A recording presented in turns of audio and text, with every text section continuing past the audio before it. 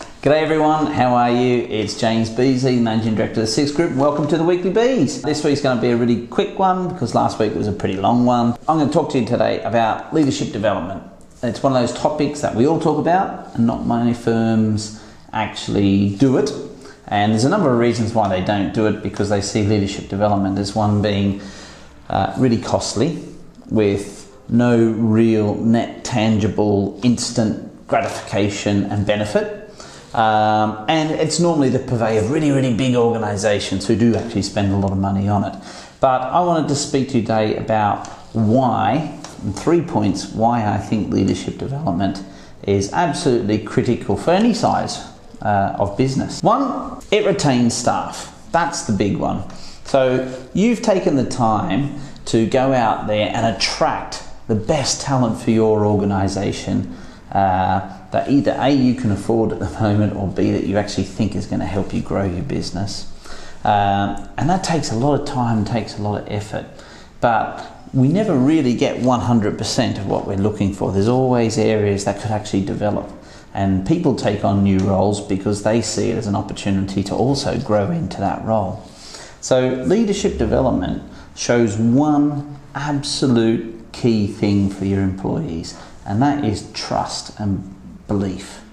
It's trust and belief in terms of you trust them to be able to do the job that you want them to do, and to be able to grow into the position you want them to grow into, and more importantly, it's belief in them that they're actually capable of doing it. So that's number one, helps you retain the staff and shows trust and belief. Two, it's actually, and this one's going to probably shoot myself in the foot a bit given we're an executive search firm, but leadership development, whilst retaining your staff, is actually a lot more cost and time efficient than actually having to constantly go out to the market to find those new skills and find those new people. That takes a huge amount of effort.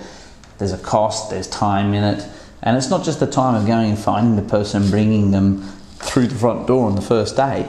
It's then the whole next 12 months of onboarding them, getting them to know your culture, getting them so that the rest of the actual office or the rest of the business accepts them as being, yeah, that was a great hire. But if you've got people there at the moment where you're able to identify their gaps and their needs, then spend the money, spend the time, and grow them as the leaders that you want and that you need for your organisation. And then finally, I think this is the most critical one. Most managers become managers because they're great at what they do. You see this a lot in sales environments, particularly even environments like ours.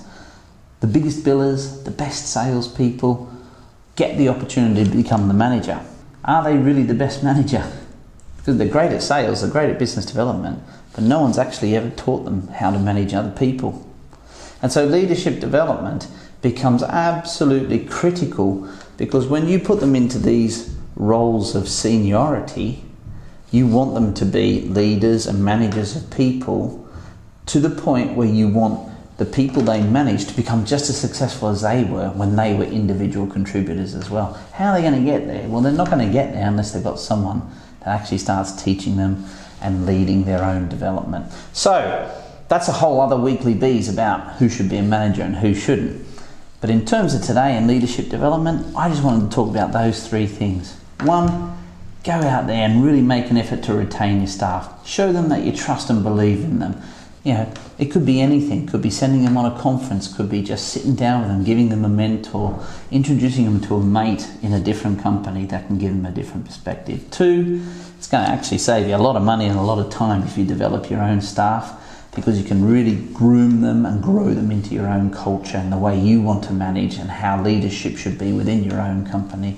And number three, it's about, if you've identified that manager and that person because they were a high flyer, well, what are you got to do to make them still the high flyer, plus make everyone else that they manage a high flyer as well? Love to hear your comments, get them down below. That's it this week for the Weekly Bees. Look forward to seeing you next week.